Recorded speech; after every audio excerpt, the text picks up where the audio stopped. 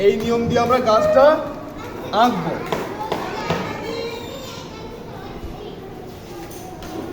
তাহলে আমরা নিয়মটা ফলো করেছি, ত্রিভুজ এবং একটা কার্ভ লাইন দুই পাশে দিয়ে একটা ভি দিয়েছি, ভিটাকে ডাবল করে দিয়েছি নিচ দিয়ে। ঠিক আমরা গাছটা এবার আঁকি। এই নিয়মটা হচ্ছে এরকম, তাই তো?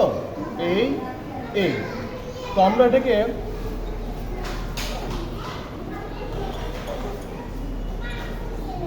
দেখো এরকম ভাবে একটু শেপ করে নিলাম। আমরা এখান থেকে একটা ভি দেবো,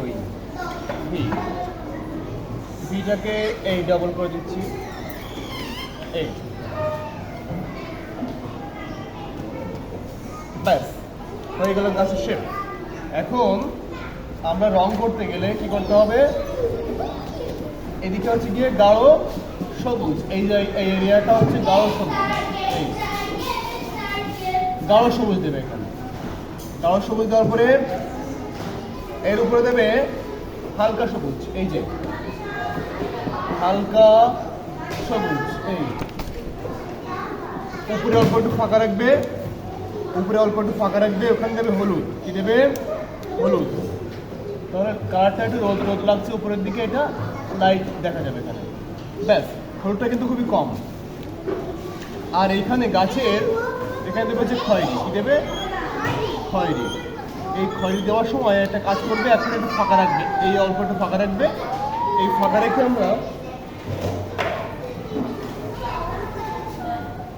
ওখানে হালকা কমলা অথবা ক্রিম কালারটা দিলে দেখতে ভালো লাগে, এক পাশ থেকে লাইট থাকলে দেখতে ভালো লাগে। ব্যাস। আর এখানে আমরা দেবো হচ্ছে গিয়ে সবুজ ঘাসের রং করে দেবো, এখানে সবুজ করে দেওয়া হবে, হালকা সবুজ রং দিয়ে সবটা ভরাট করে দেবো।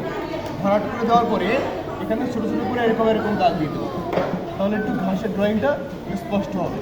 এই সবটুকু রং করবো আগে হালকা সবুজ, তারপরে গাঢ় সবুজ দিয়ে এরকম একটু করে দাগ দিলাম, বা পেন্সিল দিয়ে দিলেও চলবে এটা। ব্যাস, এটা হলো আমাদের গাছ। তোমরা এখন সবাই গাছ আঁকবে।